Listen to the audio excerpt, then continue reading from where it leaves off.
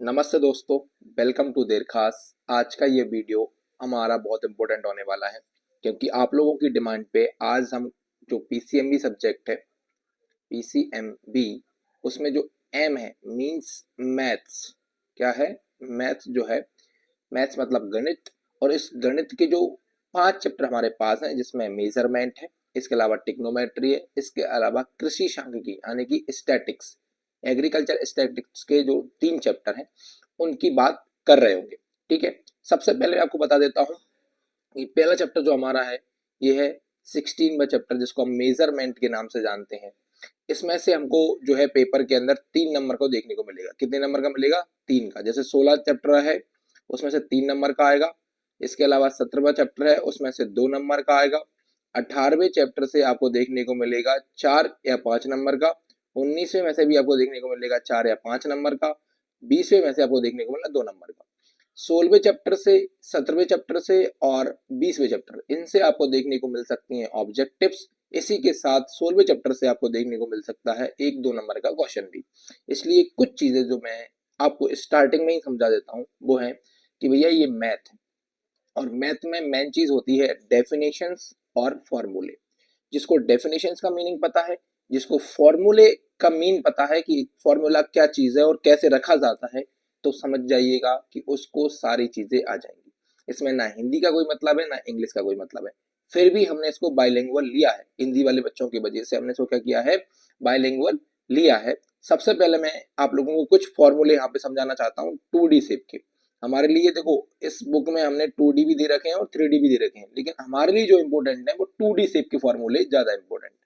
इसमें सबसे पहले आता है ट्रायंगल, जिसको हम त्रिभुज के नाम से जानते हैं।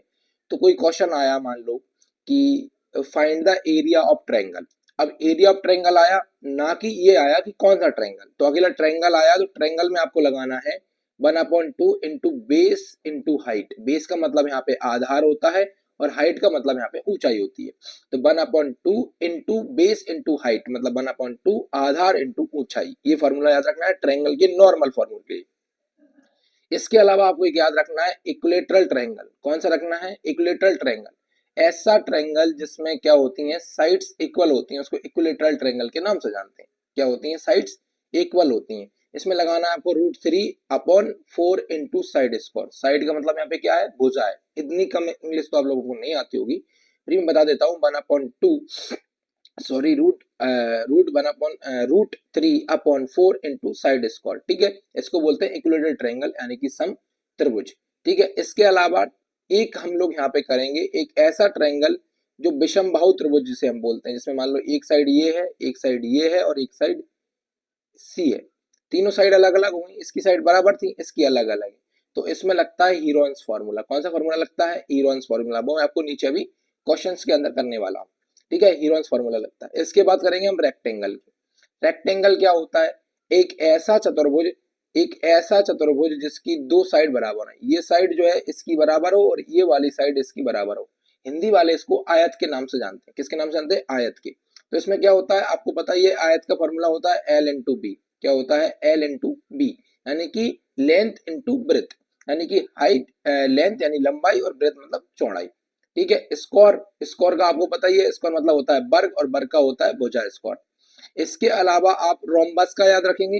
रोम्बस, रोम्बस को रोम्बस के नाम से हिंदी मीडियम वाले भी जानते हैं और इंग्लिश मीडियम वाले भी रोम्बस के नाम से जानते हैं। 1/2 into diagonal into diagonal. Diagonal कौन होते हैं? जैसे इस रोम्बस में आप समझेंगे, यहाँ से यहाँ जो मिलाई जाती है ये क्या कहलाता है? डायगोनल कहलाता है। डायगोनल कहलाता है। ये किसी भी चतुर्भुज के अंदर सबसे लंबी भुजा होती है ना। तो रोम्बस जो होता है 1/2 इंटू डायगोनल इसका फॉर्मूला होता है। फिर बात करेंगे हम सर्किल की। सर्किल मतलब आपको पता ही है वृत्त होता है। सर्किल मतलब क्या होता है? वृत्त। तो सर्किल का जो क्या बोलते हैं उसको, एरिया होता है, वो होता है pi into r square. Pi r square जिसे अपन क्या बोलते हैं? पाई आर स्क्वायर बोलते हैं। ठीक है, इसके अलावा आपको फालतू वालतू की चीजें याद नहीं करनी है, छोड़ देनी है। ठीक है, इतने फॉर्मूला याद करिए और बाकी के मैं जो आपको बता रहा हूँ, है ना, वो बाकी की चीजें आपको कहाँ से याद करेंगे? वो आप लोग करेंगे यहाँ से याद। ठीक है, मेरे साथ फॉर्मूले हम करेंगे साथ में सॉल्व। उसी के साथ हम इनको जो है, इसमें जो भी जितनी भी इंपॉर्टेंट चीजें आती जाएंगी उनको साथ में ही याद करते जाएंगे। ठीक है, क्योंकि मैथ्स ये एग्रीकल्चर वाला मैथ्स है और इसमें बेसिकली हम बात करें तो याद करने वाली बहुत सारी चीजें, ठीक है, क्या है, याद करने वाली आप लोगों को बहुत सारी चीजें देखने को मिलेंगी। तो पहला क्वेश्चन है the formula to find the area of rhombus. The the formula of find the area of rhombus. अभी हाल हमने बात करी थी रोम्बस की, और रोम्बस का मतलब होता है समचतुर्भुज। क्या होता है? समचतुर्भुज का एरिया निकालने का फॉर्मूला। तो समचतुर्भुज का क्षेत्रफल निकालने का फॉर्मूला हमने अभी थोड़ी देर पहले बताया था, 1/2 diagonal into diagonal. Diagonal into diagonal मतलब होता है प्रोडक्ट, यानी प्रोडक्ट का मतलब क्या होता है, 1/2 डायगोनल का प्रोडक्ट। डायगोनल का मतलब अगर आप चाहें तो यहाँ पे विकर्ण ले सकते हैं। क्या ले सकते हैं? विकर्ण। विकर्ण क्या होता है? डायगोनल का मतलब यहाँ पे विकर्ण होता है, ठीक है। आगे चलिए, अगला क्वेश्चन आता है कि एक ट्रेपेजियम का एरिया निकालें जिसका पैरेलल साइड 6 मीटर और जो है 4 सेंटीमीटर है और उसके बीच की दूरी 3 सेंटीमीटर है। अब देखो, मैंने ट्रेपेजियम आप लोगों को याद नहीं करवाया है क्योंकि नहीं आता है, लेकिन अब सवाल यहाँ पे आ गया। मुझे पता है पेपर में देखने को नहीं मिलेगा, फिर भी आप लोग इसको देख के जाएंगे कि find the area of trapezium whose the parallel sides are 6 centimetre and 4 centimetre and the distance between them the 3 centimetre. एक ट्रेपेजियम का एरिया निकालिए, एक ट्रेपेजियम का क्षेत्रफल निकालिए जिसकी पैरेलल साइड कितनी है, पैरेलल मतलब समान आमने सामने की जो है वो 6 सेंटीमीटर और 4 सेंटीमीटर है, और इसके अलावा इनके बीच की दूरी कितनी है, 3 सेंटीमीटर है। अब मुझे बताना, देखो पैरेलल ट्रेपेजियम का फॉर्मूला मैं आपको बताता हूँ। ट्रेपेजियम का फॉर्मूला ये है आप लोगों का ट्रेपेजियम। कहाँ गया ट्रेपेजियम? हाँ, ये देखो क्या होता है ट्रेपेजियम, 1/2 इंटू ए प्लस बी इंटू हाइट। अब देखो जरा कितना आसान हो गया आप लोगों के लिए ट्रेपेजियम का फॉर्मूला पता करने की वजह से इसका आंसर निकालना। इसका फॉर्मूला हो गया भैया 1/2 इंटू ए प्लस बी इंटू में जो डिस्टेंस है या हाइट है जिसको हम बोलते हैं, तो 1/2, ये दोनों की साइड हमको कितनी दी हुई है, 6 और 4, 6 और 4 जोड़ के लिखोगे कितना हो जाएगा, 10। और हाइट कितनी दी हुई है, इनके बीच की दूरी कितनी दे रखी है, 3। 2 से काटोगे 5 बार जाएगा और आंसर में जो है 15 स्क्वायर मीटर आ जाएगा। ये आंसर आ गया 15, ठीक है। ये कुछ भी नहीं है भाई साहब, बस थोड़ा सा फॉर्मूले पे ध्यान रखिए। ट्रेपेजियम का फॉर्मूला आप लोग याद रखेंगे भैया, ट्रेपेजियम वाले जो भी हैं, ट्रेपेजियम हिंदी इंग्लिश दोनों में ट्रेपेजियम याद रखेंगे, ठीक है। आगे आ जाइए, the volume and area of a prism are, कितना दिया हुआ हमको, 104 एंड 13 सेंटीमीटर। वॉल्यूम दे रखा है उसका 104 और इसका एरिया जो है ना प्रिज्म का वो दे रखा है 13। रेस्पेक्टली फाइंड द ब्रेथ, उसकी ब्रेथ निकालनी है। तो जैसे मैंने इसका फॉर्मूला बताया था ऐसे ही फॉर्मूला रख के आप वैल्यू निकालेंगे, हो जाएगा। इंपोर्टेंट जो क्वेश्चन होगा मैं करवा दूंगा, ठीक है। आगे चलिए, अगला क्वेश्चन आपके पास आता है, the radius of a circular ground is 140 metre and distance covered in the completing 10 rounds around it will be. मतलब उन्होंने बोला है कि एक ग्राउंड है, जैसे हम यहाँ समझते हैं कि एक गोलाकार मैदान की त्रिज्या, त्रिज्या मतलब रेडियस कितनी है, 140 मीटर है, इसके चारों ओर 10 चक्कर लगाने पर तय की गई दूरी बताइए। तो मुझे एक बात बताओ, ये मान लेते हैं हम एक गोला ग्राउंड है और आदमी यहाँ दौड़ेगा, कहाँ दौड़ेगा, यहाँ, और इसकी रेडियस कितनी है, इसकी रेडियस है 140, कितनी है 140, इसके 10 चक्कर लगाने। तो अगर हम एक चक्कर में कितनी डिस्टेंस है ये पता कर लें तो हमको ये पता चल जाएगा कि उसमें 10 चक्कर में कितनी होगी, 10 का गुणा कर देंगे। तो दो चीजें हैं, एक होता है सरकमफेरेंस, ये जो मैं बता रहा हूँ ना, ये भी जो मेरा पेन घूम रहा है इसको बोलते हैं सरकमफेरेंस, और इसका फॉर्मूला होता है 2πr। सरकमफेरेंस का फॉर्मूला क्या होता है, 2πr। देखो, जब भी ग्राउंड के कोर की बात करी जाए तो सरकमफेरेंस का फॉर्मूला लगाया जाता है, और जब उसके अंदर की बात करी जाए, ये जो डॉट डॉट डॉट लगाए मैंने, इसकी बात करी जाए तो लगाया जाता है उसमें कौन सा फॉर्मूला, तब उसमें लगाया जाता है एरिया यानी क्षेत्रफल का फॉर्मूला। जैसे एक खेत है, इस खेत में हमने जहाँ गेहूं चना बोते हैं अंदर, तो वो होता है क्षेत्रफल, और जो मेड़ होती है वो होती है सरकमफेरेंस, और जिसको सर्कल के अलावा किसी भी डायग्राम की बात करेंगे तो वहां उसको परिधि बोला जाता है, यानी कि पेरीमीटर, ठीक है। अब इसमें वैल्यू रखते हैं, 2 रखिए, पाई की वैल्यू को पता है 22/7 होती है, आर दे रखा है आपको 140, 7 दूनी 14 तो 20 हो गए। अब देखो 22 दूनी कितने होते हैं, 44 इंटू 20, 44 दूनी कितने होते हैं 88, तो 800 मीटर यानी कि 880 हो गया। कितना हो गया, 880 हो गया। अब ये एक राउंड है, इसके अलावा इसमें हम 10 राउंड का इंटू करेंगे, तो क्योंकि एक राउंड में इतना आ रहा है, 10 राउंड में कितना आएगा, इतना आएगा, 0 0 एक 0 और बढ़ जाएगी। अब मुझे बताओ कि ये किस में था, मीटर में, और हमसे पूछ किस में रहा है, किलोमीटर में। तो इसमें डिवाइड करना पड़ेगा कितने का, डिवाइड करना पड़ेगा 1000 का। कितने का करना पड़ेगा, 1000 का डिवाइड करना पड़ेगा। तो इसका आंसर आ जाएगा सी, क्योंकि 1000 का भाग दोगे तो 8.8 किलोमीटर हो जाएगा। तो 10 राउंड अगर कोई लगाता है तो वो 8.8 किलोमीटर की दूरी तय कर लेगा। ठीक है, इस प्रकार से आपको क्वेश्चन देखने को मिलेंगे पेपर के अंदर। हो सकता है ये क्वेश्चन 2 नंबर में भी आपको मिल जाए, 1 नंबर में भी मिल जाए और 2 नंबर में भी मिल जाए। ठीक है, आ जाइए, the value each angle of a equilateral triangle. बच्चे बच्चे को पता है इक्विलेटरल ट्रायंगल समबाहु त्रिभुज, इक्विलेटरल ट्रायंगल जिसको बोलते हैं ना समबाहु, जिसका फॉर्मूला मैंने बताया था आप लोगों को, उसके तीनों ट्रायंगल का वैल्यू कितना होता है अलग अलग पूछ रहा है। तो एक जो होता है ईच की पूछ रहा है ना, कि प्रत्येक कोण का मान 60 डिग्री होता है, क्योंकि 60 60 60 180। The formula of area of a triangle, मैंने पहले ही बोला था कि ट्रायंगल अकेला दे दे, हमसे ये ना बोले कि कौन सा ट्रायंगल, तो हमको लगाना है 1/2 इंटू बेस इंटू हाइट। कि त्रिभुज के क्षेत्रफल का सूत्र कितना होता है, तो इसका होता है 1/2 इंटू आधार इंटू ऊंचाई। ठीक है, the formula for the circumference of a circle, हबियाल बताया था सरकमफेरेंस का 2 पाई आर क्या होता है, 2 पाई आर होता है। परिधि का सूत्र क्या होता है, 2 पाई आर होता है। देखो ज्यादा टाइम वेस्ट नहीं करना, आसान चीजें हैं तो उनको आसानी तरीके से समझेंगे। The radius of a circular ground is 35 metre, the distance covered in competing 5 rounds around it will be. भाई साहब सेम टू सेम क्वेश्चन है, इस बार रेडियस दे रखी है आपको 35 मीटर और सेम टू सेम फॉर्मूला लगाना। सरकमफेरेंस की बात ये, एक गोलाकार मैदान का रेडियस 35 मीटर है, इसके चारों ओर 5 चक्कर लगाने में तय की गई दूरी निकालिए। वही का वही है, 2 पाई आर लगाइए, 2 लगाइए, 22/7 लिखिए, आर की जगह पे 35 लिखिए, 7 से काटिए 5 बार में, कितनी बार में, 5 बार में, 5 दूनी 10 करिए 220 आएगा। अब इंटू करिए 5 का, कितना इंटू करिए 5 का, तो ये आ जाएगा आपका 0, 5 दूनी 10, 7 से लगाइए 5 दूनी 10 और 1 11, 1100 मीटर। और 1100 मीटर का 1100 मीटर ही दे रखा है इन्होंने, तो हम लोग आगे बढ़ेंगे सी लगा के, क्या लगा के, सी लगा के हम आगे बढ़ जाएंगे। अब आइए जरा, the formula of find the area of an equilateral triangle. मैंने पहले ही बोला था जब भी इक्विलेटरल ट्रायंगल का फॉर्मूला आता है तो √3/4 ए स्क्वायर। ए स्क्वायर मतलब यहाँ पे कौन है, ए यहाँ पे साइड है, तो सी अकेला हमारा सही जा रहा है, बाकी सब गलत लग रहा है, इसलिए हम सी वाले की तरफ जाएंगे। तो इक्विलेटरल ट्रायंगल का फॉर्मूला √3/4 ए स्क्वायर, इसको बहुत याद रखना, ये बहुत इंपॉर्टेंट है भाई साहब, इक्विलेटरल ट्रायंगल बहुत बार पूछा है।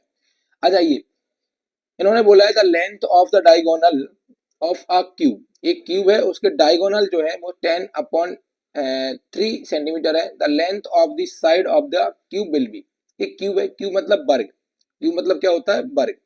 तो उस वर्ग की डायगोनल, डायगोनल मतलब विकर्ण की लंबाई है 10/3 सेंटीमीटर है। क्यूब की साइड की जो है लंबाई ज्ञात करिए। तो इसका आराम से आप फॉर्मूला लगा करेंगे तो बन जाएगा, इंपोर्टेंट क्वेश्चन नहीं है इसलिए हम ज्यादा टाइम इस पर खराब नहीं करेंगे, देख लेना अगर आप फॉर्मूले से बन जाएगा। अगला दिया है the circumference of a circle is 34 centimetre then radius will be. इस बार उल्टा कर दिया, इस बार हमको क्या कर रखा है 2 पाई आर, इसकी वैल्यू दे रखी है कितनी 34 सेंटीमीटर, और आर की वैल्यू पूछिए, आर की वैल्यू पूछिए। तो हम क्या करेंगे 2 पाई की जगह पे लिखेंगे इंटू लगा के 22/7, और आर हमको नहीं पता और हमको 34 दे रखा है, तो हम इसको पलट देंगे तो आर बराबर 34 कितना है, 34 है, अरे भैया 34 लिखा नहीं हो रहा, 34 है, 7 ऊपर चला जाएगा, नीचे आ जाएगा 22 इंटू 2, 2 से काट दे, 2 एकम 2 और 2 सत्ते, 2 सत्ते कितना हो जाएगा, 2 सत्ते कितना हो जाएगा 14, हाँ 2 सत्ते 14, और 22/8 की वैल्यू तो हम ऐसे कैसे रखे रहने देंगे। तो इसका आंसर आना चाहिए मेरे हिसाब से, इंटू करोगे पॉइंट में कुछ आंसर आ जाएगा, ठीक है ना, इसको कर लेना सॉल्व आप लोग तो हो जाएगा, 2 एकम 2, 2 सत्ते 14 सही जा रहा है, ठीक है। आंसर कर लेना, इसको सॉल्व करोगे इसको तो इनमें आपको आंसर मिलेगा, कौन सा वाला मैं बता देता हूँ उसका आंसर कौन सा आएगा। 11वें वाले का आंसर आएगा आप लोगों का हाँ बी, 11वें वाले का आंसर कितना आएगा 34, वो दिख ही तो रहा है यार, है ना, 34 आंसर आएगा, 34 पाई स्क्वायर, क्या आएगा 34 पाई स्क्वायर। चलिए आगे देखते हैं, the area of a circle, तो एरिया ऑफ सर्किल क्या होता है pi r square, 2 pi r square में इसका मतलब लगा देना है ना, क्या होता है पाई आर स्क्वायर होता है। तो ये आप लोगों की जो है टिक द करेक्ट कंप्लीट होगा। एक बार जो मैंने टिक जिन जिन सवाल पे मैंने बोला है कि ये कर लेना, जिनको छोड़ने को बोला है उनको छोड़ भी देखो तो चलेगा, लेकिन जो मैंने करवाए हैं उनको छोड़ना नहीं है, ठीक है, क्योंकि इनके फॉर्मूले डायरेक्ट पूछे जाते हैं। स्पेशली फॉर्मूले याद करके जाइए, अधिकतर तो फॉर्मूले ही पूछ लेगा, क्योंकि आपने देखा हुआ जितने भी जो क्वेश्चन है ये हमसे पूछे गए कब, ये क्वेश्चन पूछे गए 11-12 में, उस टाइम पे सवाल आते थे। अब तो क्या हो रहा है, अधिकतर फॉर्मूले आ रहा है, पैटर्न बहुत ईजी हो गया पेपर का, ठीक है। अब आ जाइए फिल इन द ब्लैंक्स पे। तो पहले इंग्लिश में है, फिर हिंदी में मिलेंगे। मैं हिंदी वालों को दिखा देता हूँ, नहीं तो वो लोग ना सबर नहीं रहती, मैं यहीं दिखा देता हूँ लोगों को। क्यू के वॉल्यूम का फॉर्मूला क्या है? क्यू के वॉल्यूम का मतलब है यहाँ पे कि जो क्या बोलते हैं उसको, वर्ग जो होता है उसका थ्री एंगल वाला, यानी कि 3D शेप जो होता है, जिसको हम बोलते हैं आयत या आयतन। आयतन जो होता है वो क्यूब के आयतन का फॉर्मूला होता है ए क्यूब। क्या होता है? ए क्यूब मतलब ए की पावर 3 होती है। 441 का वर्गमूल होगा। 441 का वर्गमूल कितना होगा? तो दुनिया दुनिया को बच्चे बच्चे को पता है कि 21 हम 21 कितने होते हैं? 441 होते हैं। इसका आंसर कितना आएगा? 21। ट्रायंगल का सेमी पेरीमीटर क्या होता है? तो आपको याद रखना है ट्रायंगल का सेमी पेरीमीटर। देखो, किसी भी कोई सा भी आपके पास क्या हो, कोई सा भी आपके पास एक सेफ हो, उससे पूछा जाए आपसे पेरीमीटर क्या होता है, परिधि क्या होती है उसकी, तो आप ए मान लो, इसको बी मान लो, इसको सी मान लो, तो आपको लिखना पड़ेगा ए प्लस बी प्लस सी। तो किसी भी जो साइड है हमारे पास, उसका पेरीमीटर हमारे पास क्या होता है? उसका पेरीमीटर हमारे पास होता है ए बी सी। लेकिन हमसे यहाँ पे पूछा गया सेमी। सेमी मतलब अर्ध परिमाप। सेमी मतलब क्या? अर्ध पेरीमीटर। तो अर्ध पेरीमीटर हो जाएगा इसका 2, और इसको डिनोट करते हैं एस के द्वारा। किसके द्वारा डिनोट करते हैं? एस के द्वारा। इसको याद रखना, बहुत इंपॉर्टेंट है ये। इसके अलावा आ जाइए, एक इक्विलेटरल ट्रायंगल की तीनों साइड की लंबाई होती है। इक्विलेटरल ट्रायंगल मतलब समान त्रिभुज। सम त्रिभुज की जो होती है वो समान होती है। कैसी होती है? समान होती है। लिख लीजिए, समान होती है। ए जैसे इसकी तीनों साइड कैसी होंगी इक्विलेटरल ट्रायंगल में? ए भी है, ये भी है, ये भी है, सबके सब ए हो जाएंगे। क्यूब के पूरे सरफेस का फॉर्मूला क्या है? क्यूब के पूरे सरफेस का फॉर्मूला क्या है? 6a², यानी कि टोटल सरफेस एरिया की बात कर रहे हैं। टोटल सरफेस एरिया होता है इसका 6a²। 6a²। ना, इसके रोम्बस का डायगोनल छोड़ दो, ये भी छोड़ दो, एक क्यूब का डायगोनल भी छोड़ दो। ये अलग देखो, रोम्बस का परिमाप क्या होता है? तो आपको पता ही है, जो भी जितनी भी चीजें होती हैं सबका परिमाप उसकी साइडों का सम होता है। तो रोम्बस में कितनी साइड होती हैं? 4, और 4 कैसी होती हैं? एक जैसी। तो 4a हो जाएगा। ठीक है, क्या हो जाएगा? 4a। जैसे रोम्बस, मेरी बात सुनो, रोम्बस क्या होता है? रोम्बस एक ऐसा होता है जो स्क्वायर जैसा होता है, ठीक है। ए भी ए होती है इसकी, ये भी ये होती है, ए भी ये होती है, और ए भी ये होती है, और सब ए को जोड़ोगे कितनी हो जाएंगी? 4 ए हो जाएंगी। छोड़ना ही तो पेरीमीटर है, ठीक है, बस। इसके बाद इधर देखो, इंग्लिश वालों के लिए, the formula of volume of cube. Cube के वॉल्यूम का फॉर्मूला क्या होता है? तो ए क्यूब होता है। ए क्यूब होता है। द स्क्वायर रूट ऑफ 441, तो ये होता है 21। इसके अलावा the semi perimeter of a triangle, तो मैंने वेल समझाया था, एस बराबर ए प्लस बी प्लस सी अपॉन में 2 होता है। इसके अलावा the side of equilateral triangle की कैसी होती हैं? इक्वल, इक्वल होती हैं। इसके अलावा फॉर्मूला ये सब छोड़ दो, लास्ट में एक ही देखो, ये सरकमफेरेंस ऑफ सर्कल, तो ये तो दुनिया को याद है ना, 2πr। इसके बाद ये वाला देख लो कि perimeter of a rhombus. Rhombus का पेरीमीटर क्या होता है? 4a। कितना होता है? 4a होता है, ठीक है। बाकी आप लोगों को याद रखना, इक्विलेटरल ट्रायंगल का यहाँ पे देखो फॉर्मूला पूछा है। इक्विलेटरल ट्रायंगल का जो फॉर्मूला है वो भी काय का? एरिया का, तो होता है √3/4a², ठीक है। इसके अलावा मैं आपको बताऊं, तो इसके अलावा आपको ट्रू फॉल्स याद करने हैं। थोड़ा सा ट्रू फॉल्स को देख लेंगे, सेम टू सेम हैंगे, कुछ भी अलग नहीं है ट्रू फॉल्स में। देखो आप, जैसे हमसे अगर हम बात करें, एक सर्कल का घेरा क्या होता है? सरकमफेरेंस का जो टोटल राउंड होता है वो कितना होता है? 2πr, जिसे हम सरकमफेरेंस बोलते हैं। ये क्या, ये देखो इधर, ये ट्रू हो जाएगा बिल्कुल। क्या हो जाएगा? ट्रू हो जाएगा। सरकमफेरेंस ऑफ अ सर्किल क्या होता है? ट्रू होता है। देखो जरा, ट्रू दिया होगा, ठीक है। ये आराम से बन जाएंगे आप लोगों से। एक सर्किल का एरिया, सर्किल का एरिया मतलब कि जो वो होता है वृत्त, वृत्त का क्षेत्रफल कितना होता है? πr² होता है, πr² होता है, ठीक है, ये भी ट्रू हो जाएगा। इसके अलावा अगर आप देखोगे, आइसोसेलेस ट्रायंगल का एरिया क्या होता है? आइसोसेलेस ट्रायंगल का एरिया, इसको याद रखो। आइसोसेलेस का मतलब विषमबाहु त्रिभुज। क्या होता है? विषमबाहु त्रिभुज होता है। इसको हम हीरोन्स के फॉर्मूले के नाम से जानते हैं, एस। इसको जरूर याद कर ही लो, क्योंकि अभी पहली बार आया। S, s minus a, s minus b, s minus c, और एस यहाँ पे कौन है? आदि परिधि। क्या है, आधी परिधि जो होती है वो एस है। इसके अलावा देखो इक्विलेटरल ट्रायंगल आपको पहले बता चुका हूं मैं, ये आप लोग आराम से करोगे, कई कई सवाल दिए हुए हैं, सवाल को भी चेक कर लेना, ठीक है। अब आ जाइए जोड़ियों पर, क्योंकि मैथ से अगर आपको सबसे ज्यादा कोई चीज देखने को मिलेगी तो 16वें और 17वें चैप्टर से ही आपको जोड़ियां देखने को मिलेंगी। कंप्लीट जोड़ियां कहाँ से आएंगी, 16वें और 17वें चैप्टर से आपको जोड़ियां देखने को मिल जाएंगी, एक आध दो जोड़ी इधर उधर की आएगी, बाकी इन दो चैप्टर से ही जोड़ियां आएंगी, ठीक है। अब देखो side surface of a prism, prism का साइड सरफेस कितना होता है, तो ये होता है भैया बी वाला, बेस की ऊंचाई का परिमाप। क्या होता है, perimeter of the base height, तो इसमें लगा दो पहला, एक डंडा लगा दो, मतलब पहले का आंसर है ये। फिर आया है वॉल्यूम ऑफ क्यूब, तो साइड क्यूब क्या होती है, साइड क्यूब होता है, दूसरा वाला लगा दो इसमें, है ना, क्यूब का वॉल्यूम। उसके बाद देखो भैया क्यूब का मतलब यहाँ पे वो होता है, क्या बोलते हैं उसको, जैसे ये बनता है ना, ये वाला क्यूब, चपेटा देखा आप लोगों ने, चपेटा खेलती हैं गर्ल्स, वही होता है ये होता है क्यूब, ठीक है। ये क्या होता है, ये क्यूब होता है जिसकी चारों साइड बराबर होती है, ठीक है।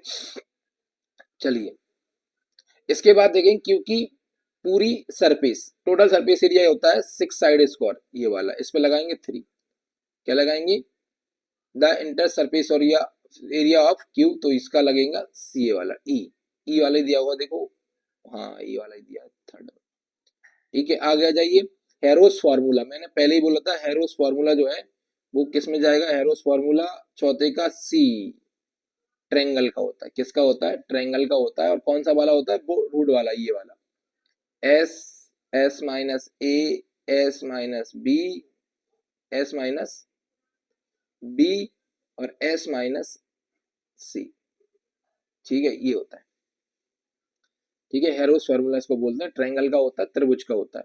प्रिज्म का वॉल्यूम कितना होता है, तो प्रिज्म का वॉल्यूम जो बच रहा है वो प्रिज्म का वॉल्यूम हो जाएगा, बेस की ऊंचाई का एरिया जो होता है ना, वही प्रिज्म का वॉल्यूम होता है। देखो जरा डी, मतलब पांचवा, ये प्रिज्म की वॉल्यूम होती है, ठीक है। तो इस प्रकार से आप जोड़ियां बना देंगे, बन जाएंगी आपसे। आगे देखो फिर दोबारा जोड़ियां नहीं, मैं बोल रहा हूँ जोड़ियां बहुत इंपॉर्टेंट है, इसकी सारी जोड़ियां आपको बनानी है। देखो पहले हिंदी मिला लेते हैं, कोई फर्क नहीं पड़ता, हिंदी इंग्लिश में सेम ही होते हैं वो तो, बस अकेला ऐसे लिखना होता है हिंदी में बस। एक इक्विलेटर ट्रायंगल यानी कि समचतुर्भुज, कौन सा चतुर्भुज, सम ट्रायंगल, सम त्रिभुज का एरिया, सम त्रिभुज का एरिया बच्चे बच्चे को पता है ये वाला होगा, पहला लगाइए। फिर देखिए एक राइट ट्रायंगल यानी कि जो राइट एंगल ट्रायंगल जो होता है उसका एरिया कितना होता है, राइट एंगल ट्रायंगल का एरिया तो नॉर्मली होता है ये वाला, है ना, 1/2 बेस इंटू परपेंडिकुलर, इसको बोल सकते हैं हाइट, ठीक है ना। तो आधार इंटू ऊंचाई, यही वाला लगाएंगे आप, इसमें लगा दो दूसरा। तीसरे पे आ जाइए, हेरोन्स फॉर्मूला, तो आपको पता है ये वाला है तीसरा, ठीक है। रोम्बस का एरिया क्या है, रोम्बस का एरिया क्या है, रोम्बस का एरिया, रोम्बस का क्षेत्रफल कितना हो जाएगा, चौथे का ई, डायगोनल का प्रोडक्ट, डायगोनल 1/2 डायगोनल का प्रोडक्ट होता है ना, 1/2 भी लगता है इसमें, तो इसमें लगाएंगे आप फोर्थ। उसके बाद एक पैरेललोग्राम का एरिया कितना होता है, पैरेललोग्राम 5 बीघा सी लगा दो, 5 बीघा सी, तो इसमें आएगा 5वां। अब मेरी बात ध्यान सुनना, अगर आपको याद हो रहा है तो अच्छी बात है, बाकी आप कुछ कुछ फॉर्मूले जैसे सर्किल हो गया, है ना, रेक्टेंगल हो गया, रोम्बस हो गया, दो चार छह चीजें याद कर लो, है ना, ट्रायंगल हो गया, उनके फॉर्मूले याद कर लो अगर ज्यादा चीजें याद नहीं हो रही तो, ठीक है। बाकी आगे की जो चैप्टर आएंगे वो आपको सरल हो जाएंगे, टेंशन मत लो, ठीक है। बाकी चीजें आप इसमें देखो, वन वर्ड भी देखेंगे तो आराम से आपके काम बन जाएंगे, देख लेना वन वर्ड।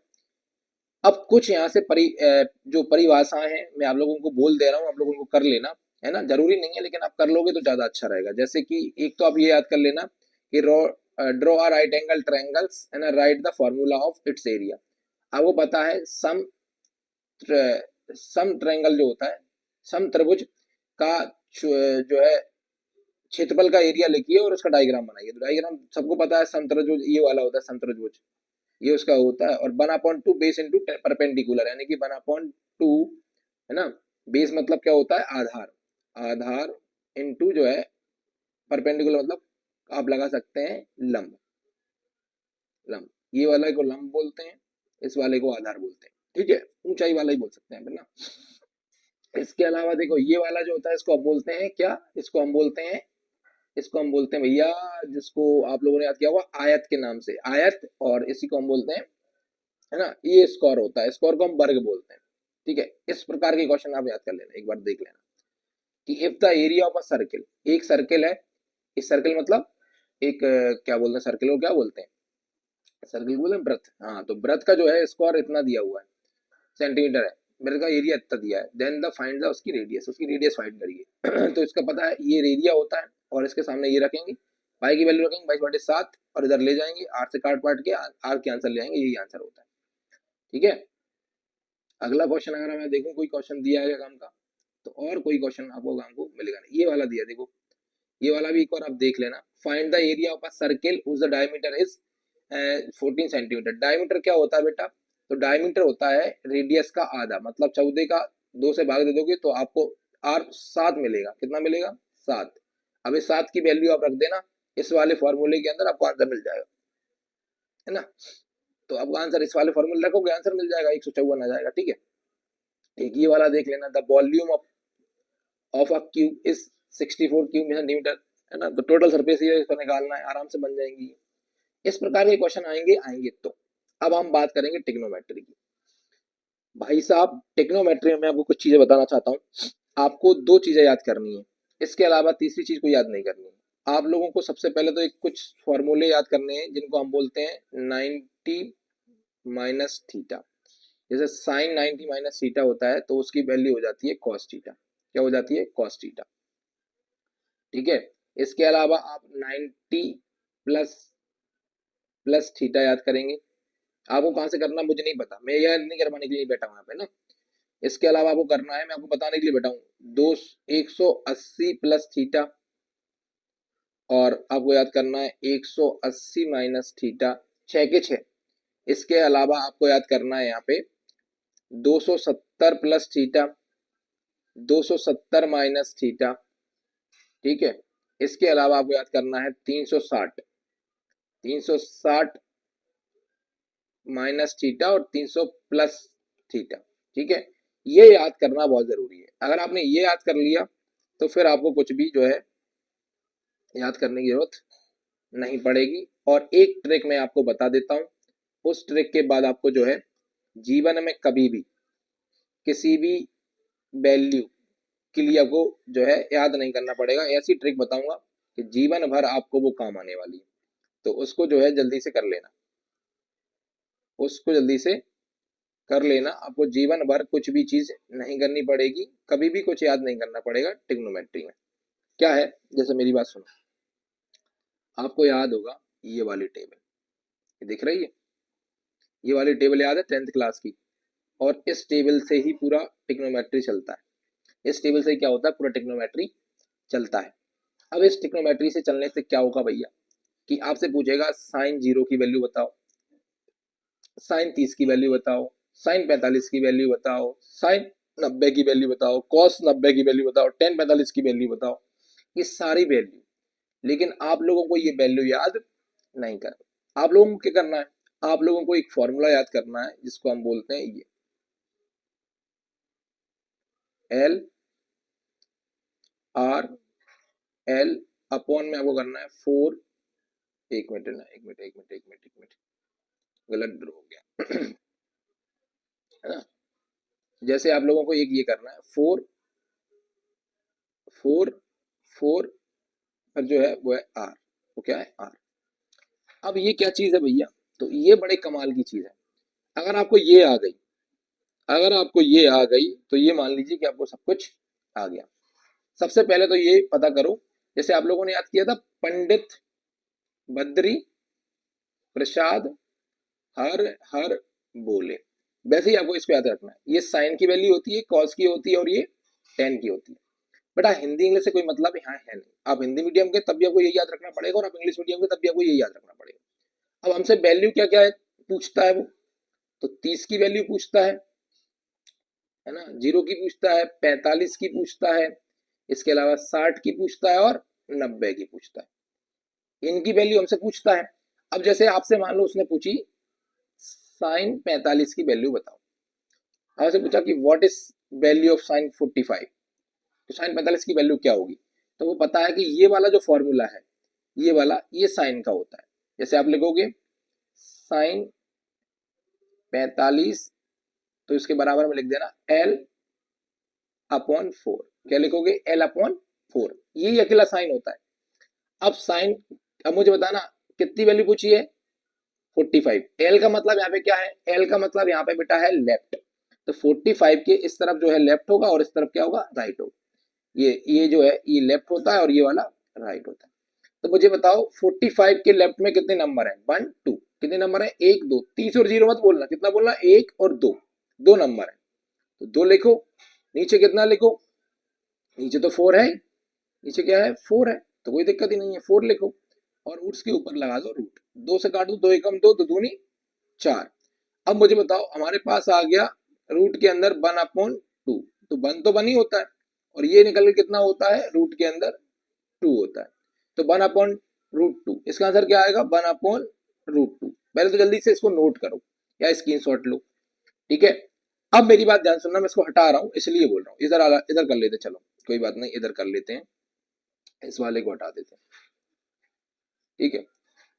अब देखो मेरी बात ध्यान सुनो, जैसे ये तो आप लोगों से पूछा साइन का, अब मुझसे पूछेगा, मान लो आपको समझ में आ गया कि ये साइन हो गया, ये कॉस हो गया, ये टेन हो गया।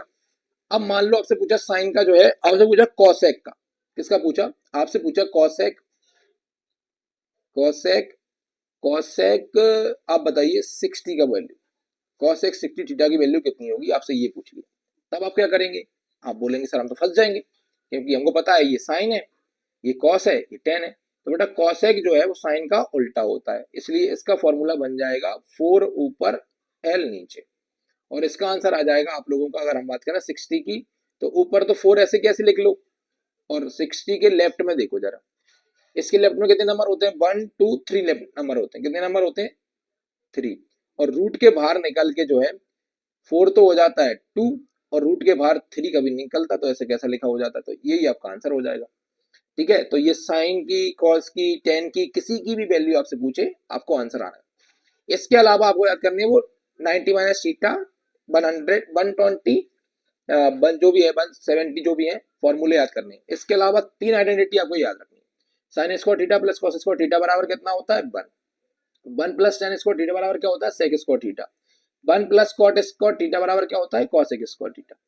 इसके अलावा मैं आपको बता रहा हूँ, आपको कुछ भी याद नहीं करना है, बाकी की चीजें से आपका काम चल जाएगा। आपको तीन चीजें याद करनी है, जितने भी 90 माइनस थीटा है, जितने भी 180 माइनस थीटा वाले सवाल हैं, फॉर्मूले हैं, जितने भी 270 माइनस थीटा वाले फॉर्मूले वो याद करने हैं, जितने भी 360 माइनस थीटा वाले फॉर्मूले वो याद करने हैं। बेटा ये याद करना बहुत जरूरी है, और जितने भी ऑफलाइन वाले बच्चे देख रहे होंगे वीडियो, उनको तो पता ही होगा कि ये सारी चीजें आपको करना बहुत जरूरी होता है। अब जैसे हमसे यहाँ पे पूछा हुआ है, अब इसमें इंग्लिश हिंदी मत करना प्लीज यार, देखो मैं आपको बता देता हूँ, इसमें इंग्लिश ना कुछ होती है ना हिंदी कुछ होती है ना, जैसे इसमें हिंदी चीजें पड़ेगी मैं आपको बता दूंगा वहां पे ना। अब ऐसे मत खाना मेरे प्राण भैया, हिंदी मीडियम वालों, थोड़ा सबर तो रखो यार। देखो जब जब पूछा है the value of 1 plus cot square A will be, उन्होंने हमसे ये पूछा है कि 1 प्लस कॉट स्क्वायर ए का जो मान होता है वो कितना होता है। अब मैं इसको हिंदी में भी लिख दूंगा ना, तब भी ये यही आएगा कि बताइए 1 प्लस कॉट स्क्वायर ए की वैल्यू कितनी होती है। तो मैंने अभी थोड़ी देर पहले आपको एक फॉर्मूला याद करवाया था, ये देखो ये वाला, 1 प्लस कॉट स्क्वायर ए बराबर होता है कॉसेक स्क्वायर ए। क्या होता है, कॉसेक स्क्वायर ए। इसका आंसर आ रहा होगा, देखो बी। कौन सा वाला, पहला है ना, पहले का आंसर कितना आ रहा है, बी आ रहा है, बस लगा दो बी, कॉसेक स्क्वायर ए, कॉसेक स्क्वायर ए, हो गया काम, ठीक है। अगला वाला देखिए, ये भी फॉर्मूला डायरेक्ट याद रख लेना, इनको इनको यहीं से सवालों से याद करो कि 10a minus B plus 10b upon में 1 minus 10a minus B into 10b the value will be. तो इसका मान कितना होगा, तो इसका मान कितना होगा डायरेक्ट याद कर लो, इसका आंसर, इसका मान होगा 10a, इसका मान क्या होगा, 10a होगा, डायरेक्ट याद रखना है इनको। द वैल्यू ऑफ 10 300 जो है ना 330, इसके वैल्यू कितनी होगी, 10 330 की वैल्यू कितनी होगी, 10 330 की वैल्यू कितनी होगी। तो मैंने आप लोगों से बोला था एक फॉर्मूला आपको याद रखना पड़ेगा, वो है भैया, वो है 10 360 माइनस थीटा। अब इसमें हम कितना कर देंगे, 30 माइनस कर देंगे, तो हमको पता है यहाँ पे जो थीटा बन जाएगा 30 बन जाएगा, और अकेले हमको 30 की वैल्यू निकालनी पड़ेगी, और आराम से आप निकाल दोगे। इसका फॉर्मूला याद कर लेना, तो इसका आंसर आएगा डी। इसका आंसर कितना आएगा, -1/√3, ठीक है, कितना आएगा, -1/√3, क्योंकि यही का यही हो जाएगा, बस 10 माइनस में आ जाएगा, किस में आ जाएगा, मान 10 30 की वैल्यू निकाल दो, आपको पता है टेन 30 की वैल्यू क्या होती है, तो ये फॉर्मूला लगाना L अपॉन आर। अब देखो 30 के लेफ्ट में कितने नंबर होते हैं और राइट में कितने नंबर होते हैं, वो देखो लेफ्ट में होता है 1 और राइट में होता है 45। इसके अलावा कितना होता है 45 के अलावा होता है आपका 60, उसके अलावा होता है 90। तो कितने हो गए इधर नीचे, कितने हो गए 3 नंबर हो गए, है ना, रूट और यहाँ में माइनस चल रहा है। तो देखो वन तो रूट बाहर निकल के 1 हो गया और रूट के अंदर 3 हो गया, तो यही आंसर आएगा। ठीक है, मैं बोल रहा हूँ अगर आपने ये आंसर ये वाले फॉर्मूले याद कर लिए, ये वाले, तो आपको आंसर आने लगेंगे। ठीक है, और ये कहाँ मिलेंगे, तो कहीं नहीं मिलेंगे, आप जालस के फॉर्मूले से देख सकते हैं। अब देखो ये वाला फॉर्मूला देखो आप, ये वाला, इसमें भी वही हो रहा है, कॉस 75 है और कॉस 50 है, इसमें भी 90 माइनस थीटा लगा दो तो क्या हो जाएगा साइन थीटा हो जाएगा। ठीक है, कितना हो जाएगा साइन थीटा, और आपको कॉस और साइन की वैल्यू में आंसर आ जाएगा। ठीक है, इसमें आप लोग ये देख लेना, कोई इंपॉर्टेंट नहीं है। ठीक है, बस आपको फॉर्मूले याद आने चाहिए। इसके बाद मैं आपको बताता हूँ इसके जो है fill in the blanks. Fill in the blanks में आप देखो the value of 10 45, the value of 45, इसकी वैल्यू डायरेक्ट याद कर लो 1 आएगी और हमेशा पूछी जाती है, कितनी आएगी 1 आएगी। और याद कैसे करना है, याद नहीं हो रही है तो निकालना आता है L अपॉन आर, है ना। अब आपको बताइए 10 की वैल्यू निकालनी है तो L अपॉन आर लगाना पड़ेगा, और 45 के लेफ्ट में भी 2 नंबर होते हैं और राइट में भी 2 नंबर होते हैं, दोनों काट दो, एक कट जाएगा, 2 एकम 2, आंसर कितना जाएगा 1। ठीक है, इसके अलावा ये sign A cos B plus cos A sine B, इसको भी डायरेक्ट याद रखो, sign A sine B cos A cos B, तो इसका आंसर जो है तीसरे वाले का देखो, ये sign A cos B plus cos A sine B, तो तीसरे वाले का फॉर्मूला हो जाएगा साइन ए प्लस बी, क्या हो जाएगा साइन साइन ए प्लस बी का फॉर्मूला है, और यहाँ पे अगर माइनस लग जाए तो ये माइनस का फॉर्मूला बन जाएगा फिर। ठीक है, साइन 135 का फॉर्मूला क्या होगा, तो वो भी आपको 45 जोड़ दोगे 90 हो जाएगा। देखो मैं आपको बता देता हूँ, साइन, देखना ये, एक मिनट एक मिनट एक मिनट, कितने आसान है, बस आप लोगों को इनके फॉर्मूले याद रखने पड़ेंगे भैया। ये फॉर्मूले अगर आपने याद रख लिए तो एक एक सेकंड में आंसर आएगा। जैसे कि आपको बता देते हैं, ये साइन 90 माइनस थीटा, अब 90 कितना जोड़ू मैं उसमें कि 135 आ जाए, प्लस वाला भी कर सकते हो माइनस वाला भी कर सकते हो, माइनस करोगे 45 कर दो, इसमें 45 जोड़ दो तो कितना आ जाएगा 135 आ जाएगा। और साइन 90 माइनस थीटा क्या होता है, कॉस की वैल्यू आती होगी, कॉस में वैल्यू आती होगी इसकी, कॉस कॉस कितना हो जाएगा 45 हो जाएगा, कॉस 45 की वैल्यू निकाल देना, आपको आंसर आ जाएगा 1/√2। ठीक है, बस ये आपका आंसर है, कुछ भी नहीं है इनमें, ध्यान रखना है बस। चलिए अब हम बात करते हैं, देखो ये आगे बात करते हैं sign A plus cos A का होल स्क्वायर। देखो अभी ये होल पे स्क्वायर है, ना कि साइन स्क्वायर ए प्लस कॉस स्क्वायर ए। अगर साइन स्क्वायर ए प्लस कॉस स्क्वायर ए होता तो ये हो जाता 1, लेकिन यहाँ पे ऐसा नहीं है, तो आप लोगों को याद रखना पड़ेगा 5वें वाले का आंसर, ये 1 + 2 साइन ए कॉस ए, ये वाला याद रखना पड़ेगा। ठीक है, तो ये याद होता है। देखो अभी यहाँ पे दिया हुआ है कि साइन 90 प्लस थीटा क्या होता है, तो साइन 90 प्लस 90 वाला, ये तो फॉर्मूले पूछा डायरेक्ट, कॉस ए होता है, क्या होता है कॉस ए। ठीक है, साइन 105 कितना होता है, टेन 120 कितना होता है, तो ये 90 माइनस थीटा हुआ है, 90 प्लस थीटा और 90 माइनस थीटा हुआ है, जोड़ जोड़ के लिख दोगे काम बन जाएगा। ठीक है, इनकी वैल्यू डायरेक्ट लिख दोगे, फिर आपको यहाँ से सबसे ज्यादा देखने को मिलेंगी जोड़ियां। ट्रू फॉल्स में भी वही वैल्यू है, देखो 120 की वैल्यू ये होती है क्या, इसकी वैल्यू ये होती है क्या, तो निकाल के देखना पड़ेगा।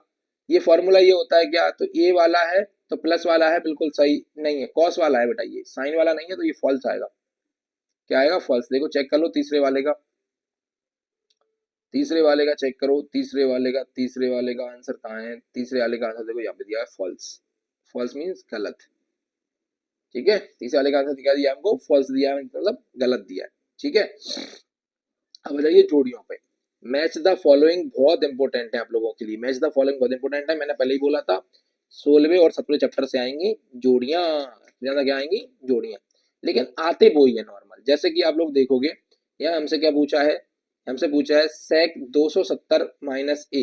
अब यहाँ पे 270 माइनस ए मतलब 270 माइनस वो थीटा वाला फॉर्मूला पूछा है, तो बता दो, इसका आंसर आएगा बी। इसका आंसर क्या आएगा बी, मतलब कॉसेक ए, सेक का क्या होता है कॉसेक, ये तो इसमें अपन लगा देंगे 1।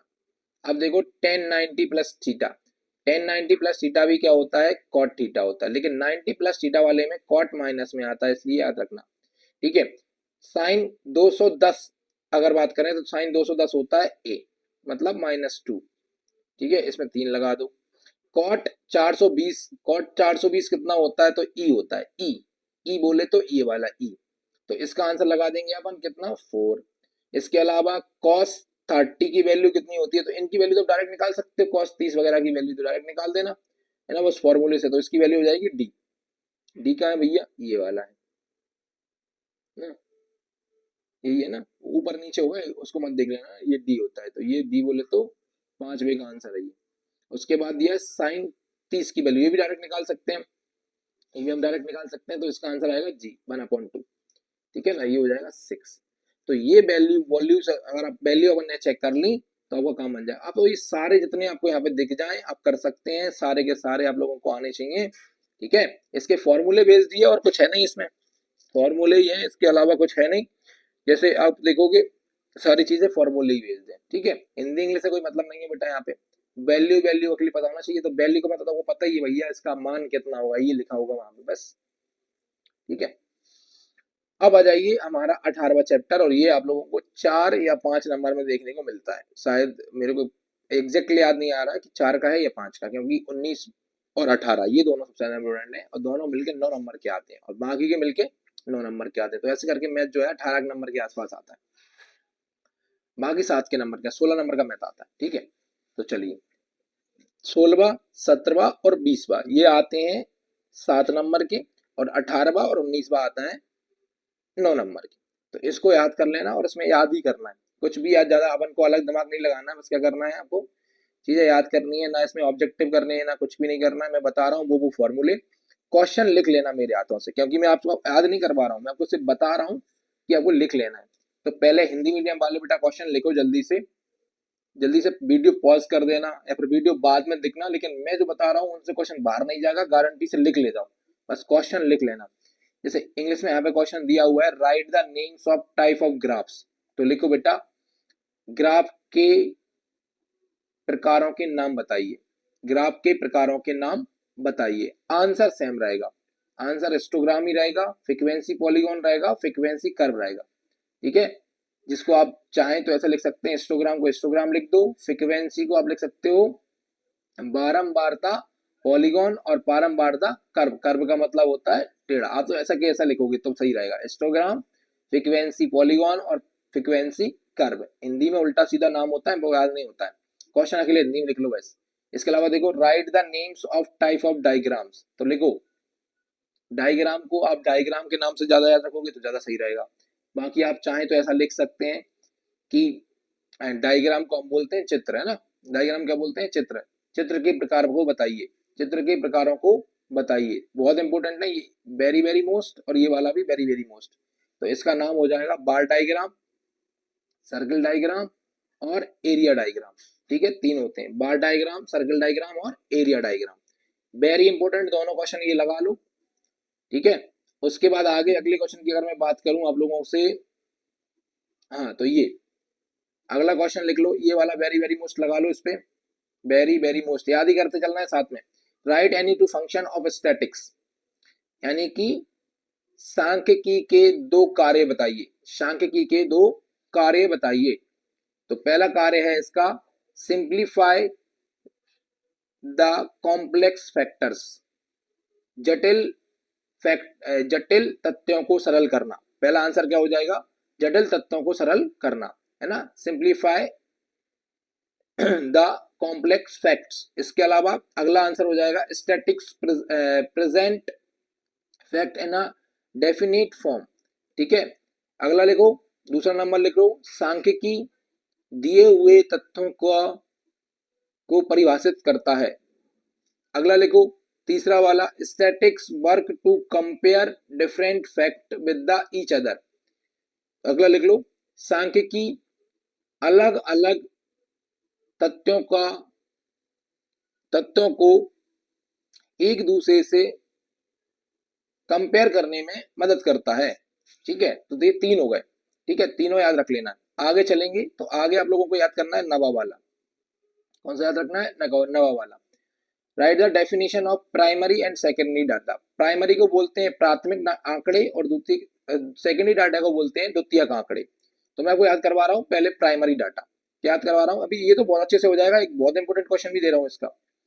प्राइमरी डाटा यानी कि प्राथमिक आंकड़े, तो the data which is collected by its investigator itself to fulfil the objective are called primary data. लिख लो, वे आंकड़े जो जो स्वयं के द्वारा एकत्रित किए जाते हैं प्राइमरी आंकड़े कहलाते हैं। सेकेंडरी डाटा क्या होता है? The data which are the organise collected with by some other person and some other purpose are used to investigate in his analysis collect secondary data। Hindi medium वाले डायरेक्ट लिखो बेटा, द्वितीयक आंकड़े वे आंकड़े होते हैं जो स्वयं के द्वारा एकत्रित ना करके दूसरे के द्वारा एकत्रित कराए जाते हैं और स्वयं के कार्य में लिए जाते हैं। ठीक है, बस इसके बाद आपको याद करना है सबसे इंपॉर्टेंट क्वेश्चन ये वाला। इस बार अगर मैं आपको बता दूं तो छपा मिलेगा पेपर में, क्योंकि 2025 में भी आया था, पिछली बार रिपीट हुआ है, इस बार वापस से रिपीट होने की संभावना इसकी बन रही है। 24 में नहीं 25 में आया था ये, 25 में। ठीक है, प्राइमरी डाटा यानी कि प्राथमिक आंकड़े और द्वितीयक आंकड़े के बीच में अंतर बताइए। तो अंतर क्या है? प्राथमिक और सेकेंडरी डाटा, ये प्राइमरी है आपको पता है और ये सेकेंडरी है, ये द्वितीयक आंकड़े।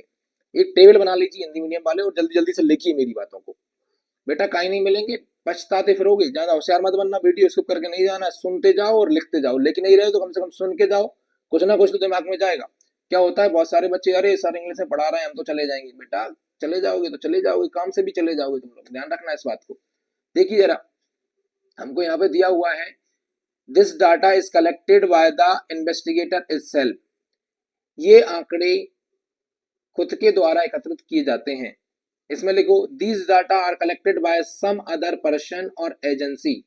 ये आंकड़े दूसरे के द्वारा या किसी कंपनी के द्वारा एकत्रित किए जाते हैं। उसके बाद देखो these statistics are more reliable and relevant. अब मुझे बताओ, कोई भी काम जो मुझे करवाना है और मैं खुद करूंगा तो ज्यादा अच्छे से करूंगा और किसी और से करवाऊंगा तो बेकार करेगा वो। तो ये कैसा होता है? मोर रिलेवेंट होता है ना, यानी कि ज्यादा उत्तम और ज्यादा काम के अनुसार होते हैं। More calculation is required for while they using them. इनको करने में ज्यादा कार्य की, ज्यादा आंकड़ों की समान छटाई की आवश्यकता पड़ती है, आप ऐसा लिख सकते हैं। देयर यूज इज, है ना, convention and the simple. Simple होते हैं, कोई प्रॉब्लम नहीं है, इसको लिख लो these use in is simple, direct लिख लो। ये उपयोग में आसान होते हैं, है ना। ये क्या होते हैं? सम इम्पोर्टेंट जो information many B missing from this statics. इसमें क्या होता है? कुछ जरूरी जानकारियां इसमें अनुपस्थित हो सकती हैं। इसके अलावा इसमें लिखो this take time money and lot of energy to collect them. इसमें क्या होता है? इन्वेस्टिगेटर खुद जाएगा तो उसका बहुत सारा टाइम और बहुत सारी मेहनत इसमें लगेगी। इसमें क्या होता है? This take relevant less time, इसमें टाइम कम लगेगा, एजेंसी बना के ले आएगी। Primary data is collected keeping a purpose in mind. Secondary data often required modification. इसमें क्या होता है? इसमें लिख देना प्राथमिक आंकड़े कार्य को दिमाग में रख के किए जाते हैं। इसमें क्या होता है? सेकेंडरी डाटा में बहुत सारे मॉडिफिकेशन की आवश्यकता होती है, तो लिख लेना इसमें कई प्रकार के उचित छटाई की आवश्यकता होती है। तो इस प्रकार से आपको ये क्वेश्चन याद करके जाना है, इस बार ये क्वेश्चन पेपर में आने वाला है। अगला क्वेश्चन देख लीजिए, ये वाला भी लगाना इंपॉर्टेंट है। मैं कई क्वेश्चन बता रहा हूँ, ये 4 नंबर का क्वेश्चन आएगा इसमें से। Right 5 objective of classification in statics. Statics के क्लासिफिकेशन बताइए। तो स्टैटिक्स का क्लासिफिकेशन मतलब वर्गीकरण ऑफ सांख्यिकी। तो सांख्यिकी के वर्गीकरण क्या होते हैं, क्या क्लासिफिकेशन होता है उसका? तो पहला देखिए, to simplify and condensed statistics data. तो ऑब्जेक्टिव क्या, उद्देश्य क्या है इसके? क्लासिफिकेशन के ऑब्जेक्टिव पूछ रहे हैं, उद्देश्य क्या है? तो स्टैटिक्स का उद्देश्य क्या है? तो to simplify and condense statistics data, ज्यादा जटिल कार्य को सरल करना। दूसरा होता है टू मेक डाटा कंपेरेबल, ऐसे आंकड़ों को तैयार करना जिनकी तुलना की जा सके। To qualify and equality and inequality of data, data को बराबर और सुनिश्चित करना। इसके अलावा prepare this base of the table, है ना, डाटा को टेबल बेस्ड बनाना। ठीक है, किस बेस में बनाना? टेबल यानी कि तालिका के बेस में बनाना। To make the collect data understandable by classification. ठीक है, अंडरस्टेबल बाय द क्लासिफिकेशन, इसके हिसाब से कर लेना। इसके अलावा अगर आपसे ये याद ना हो तो भैया इसमें एक ऑप्शन और है कि आप लोग ये वाला देखो कर लाना, थोड़ा सा पढ़ जाना है ना, इंग्लिश मीडियम हिंदी मीडियम दोनों पढ़ जाना ये वाला। ठीक है, अगर आप लोगों को ये याद नहीं हो रहे हैं तो आप लोग क्या करेंगे, तो आप लोग भाई साहब मेरी बात थोड़ी सी सुन के चले जाएं तो आप लोगों के 4 नंबर पक्के हो जाएंगे। आप लोग ये डायग्राम बनाना सीख जाएं। क्वेश्चन है यहाँ पे, so the following with the help of histogram. अब ये हिस्टोग्राम है, आपसे ये टेबल आपको आएगी, ये आपको नहीं आएगा, आपको आएगी ये टेबल।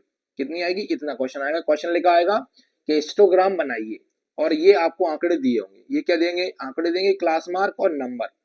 तो आपको क्या करना है, इनको इस प्रकार से जमा देना है। देखो सबसे पहले तो आपको जो नंबर दिए हुए हैं, जैसे ये नंबर दिए हुए हैं क्लास मार्क, तो क्लास मार्क को आप यहाँ लिखेंगे। ठीक है ना, बाय एक्स एक्सिस पे लिखेंगे क्लास मार्क को और बाय एक्सिस पे लिखेंगे आप नंबर्स को। फिर आप देखेंगे कि 10 से 20 तक, 10 से 20 का जो नंबर है वो कहां तक जा रहा है। तो आपको पता है 10 से 20 का जो नंबर है वो जा रहा है 3 तक, 3 तक लगा देंगे।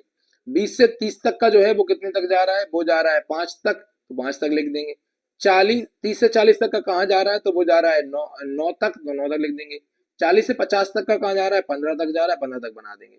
ठीक है, इस प्रकार से अगर आप बना दोगे तो आपका जो है आंसर सही चला जाएगा। क्या हो जाएगा? सही चला जाएगा। ठीक है, आगे देखिए अगला क्वेश्चन हमको दिया है ये वाला, देखो अब इसमें क्या है, इसमें ग्राफ बोला है, ध्यान रखना। उसमें हिस्टोग्राफ बोला था, हिस्टोग्राम चिपक के बनता है और ग्राफ होते हैं वो दूर दूर बनता है।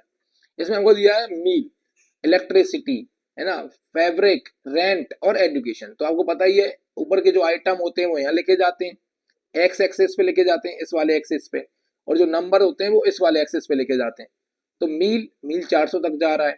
ठीक है, और ये जो अगली चीज क्या दी थी हमको, इलेक्ट्रिसिटी, इलेक्ट्रिसिटी जा रही है 300 तक, तो 300 तक बना देंगे। जो जहां तक जा रहा है उसको वहां तक बना देंगे ऐसे करके, और ये आप लोगों के 4 नंबर पक्के हो जाएंगे। 4 नंबर पक्के हो जाएंगे। बहुत इंपॉर्टेंट है कि नहीं है? इसी प्रकार से आप 14 बनाए नहीं, है ना, इसमें भी आपको क्या करना है? डायग्राम बनाना है। ठीक है, जल्दी से बना देना। Make a circle diagram with the following data. इसके अलावा इसका सर्किल डायग्राम बनाना है। लेकिन इसमें क्या दिक्कत है आपको बताऊं मैं, सर्किल डायग्राम जो होता है वो इस प्रकार से होता है और इसको बांटना पड़ता है, जैसे इसमें दिया होगा। अब जैसे ये है ये, तो अब मुझे बताओ ये होता है डिग्री में, किसमें होता है? डिग्री में। जैसे ये टोटल होता है 360 डिग्री, कितना होता है? 360 डिग्री। तो इसको डिग्री में चेंज करना पड़ता है। जैसे ये हमको क्या दिया है? 13 दिया है मेज, बीट दिया है 8, रेडी दिया है 4, और ये टाइट दिया हुआ है 6 और ग्राम दिया हुआ 5। तो पहले इनको क्या करेंगे हम? चेक करेंगे। तो सबसे पहले तो आपको सबको जोड़ लेना। तो सब कितने आ रहे हैं? 36 आ रहे हैं। अब देखो 360 बटे 36 कर दो, कट के 10 आएगा, 10 का इंटू 13 में कर दो 130। तो मेज जो है वो 130वां हिस्सा बनेगा। कितना बनेगा? देखो मेज नहीं लिखा होगा, मेज कहाँ गया? मेज, ये 130 सबसे बड़ा मेज ही बन रहा है। ये देखो पूरा का पूरा जो है मेज बन रहा है, क्योंकि ये डिग्री में होते हैं तो अपन इनको डिग्री में करने हैं। ठीक है, तो ये देख जाना, आपका जो है इस वाले चैप्टर से जो क्वेश्चन नहीं जाएगा खराब, मैं गारंटी ले रहा हूँ। इसके अलावा आपको मैं बता रहा हूँ 19वां जो चैप्टर है इसमें कुछ चीजें बता रहा हूँ, उन पर टिक लगा लो, वो भी आप लोगों के सही सही चले गए तो आप ये मान के चलिए कि आपका काम बन जाएगा। मोस्ट इंपोर्टेंट क्वेश्चन आप लोगों को दे रहा हूँ, ये भी क्वेश्चन पे मैं टिक लगा रहा हूँ, उसको लगा लो, चाहे आप हिंदी मीडियम के हो चाहे इंग्लिश मीडियम के, कोई फर्क नहीं पड़ता। ये वाला क्वेश्चन लगा लो, find the arithmetic mean from the following. आपको ये वाली टेबल आएगी, क्या आएगी? ये वाली टेबल आएगी, आपको इसका मीन निकालना है। क्या करना है? मीन निकालना है। मीन मतलब होता है माध्य। क्या होता है भैया? माध्य होता है, माध्य। अब माध्य निकालना है तो क्या करना होता है? माध्य निकालने के लिए सबसे पहले क्लास इंटरवल लिखा जाता है, जिसको हम बोलते हैं वर्ग, वर्ग चिन्ह। फिर उसका लिखा जाता है मीन, मीन निकाला जाता है। मीन मतलब माध्य, उसमें एक्स लिख देना, फिर फ्रीक्वेंसी लिख देना। क्या लिख देना? फ्रीक्वेंसी लिख देना। फिर लिख देना एफ इंटू एक्स। मतलब देखो आपको ये लिखना है, बस ये आपको यहाँ दिया हुआ है वो लिख देना, और फ्रीक्वेंसी आपको दे रखी है वो यहाँ लिख देना।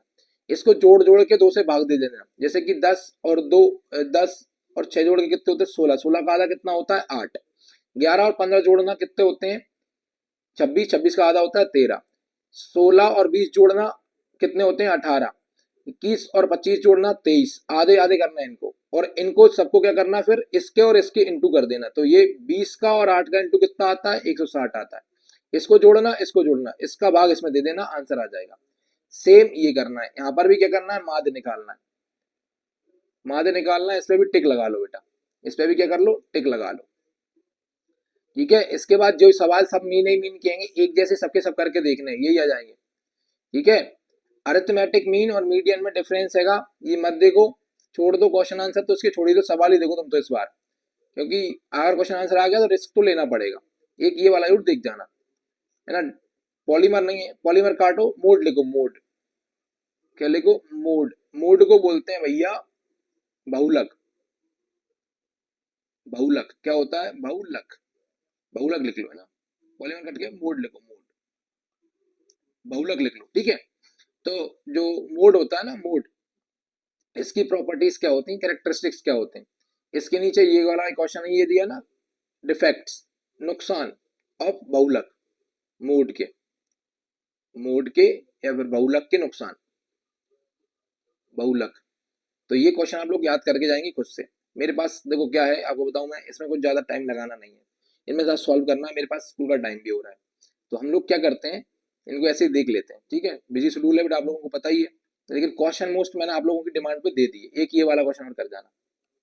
ठीक है, इसमें क्या करना है, इसमें भी मीन निकालना है। क्या करना है, मीन मतलब माध्य निकालना है। तुम तो मेरी बात मानो, जो कमजोर बच्चे हैं वो माध्य के लिए लिख के सीख के जाएंगे, और जो अच्छे स्मार्ट बच्चे हैं वो मोड भी देखेंगे, मीन भी देखेंगे। ठीक है, अब आगे आपका 20 का चैप्टर, इसमें आपको कुछ भी नहीं करना है।